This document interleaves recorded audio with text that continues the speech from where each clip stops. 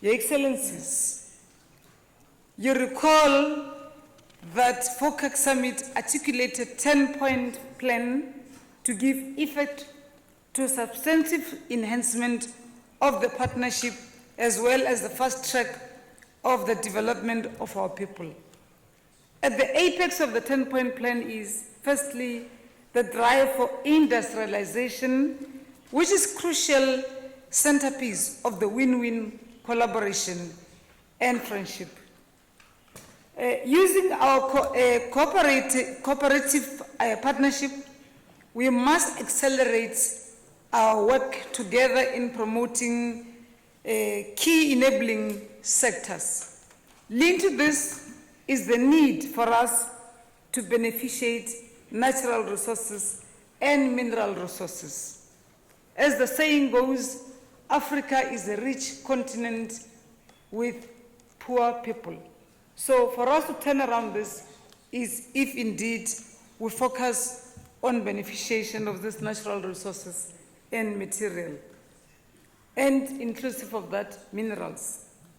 This has been identified as a significant driver of economic growth, not least because it will create jobs for our growing young population, which China should see as a source for inspiration for our implementation of the 10-point plan, contribute to feeder industries, and develop Africa's capacity to generate higher value exports by allowing us to use mineral in the belly of African soil to nourish the belly of the African child.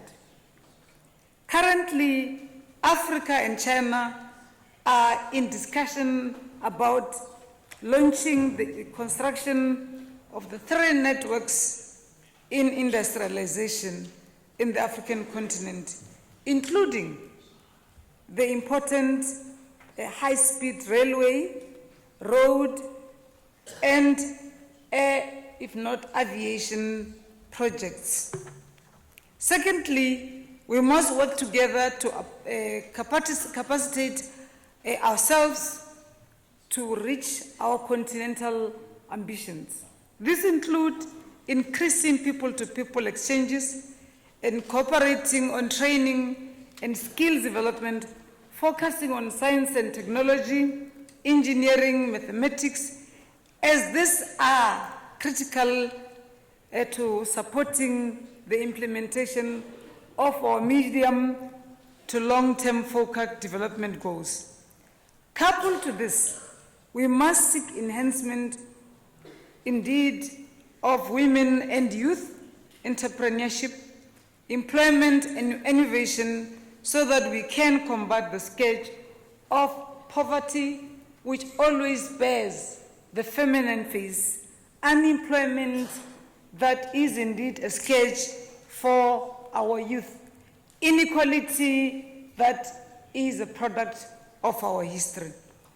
Thirdly, we must accelerate our work to ensure that Africa becomes self-sufficient in food production and supply by modernizing agriculture, increasing productivity, engaging our communities and farmers in full value chain, including agro-processing and agro-businesses. We should seek to align areas of cooperation, especially with NEPAD, Comprehensive Africa Agriculture Development, or KEDEB. Fourthly, there can be no industrialization without enhanced and clean and cost-effective generation. We must never use newer technologies such as solar and geothermal, hydro without first looking at that which is immediate. While we work on clean technologies, we should check on the functionality at areas where we are or our people are based.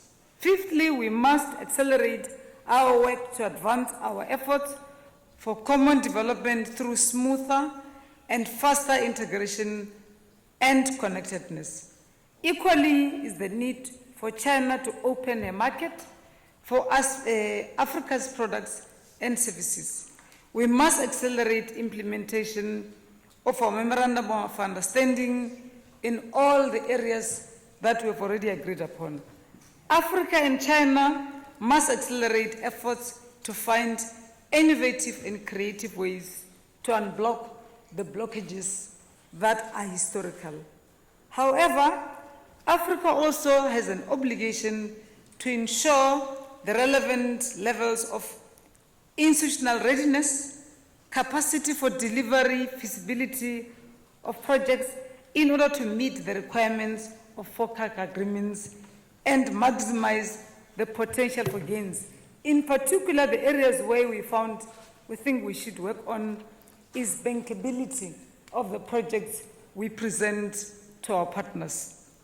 As we have consistently noted that the onus is now upon us to consolidate Africa-China solidarity and channel our collective energies repeatedly with single-minded focus.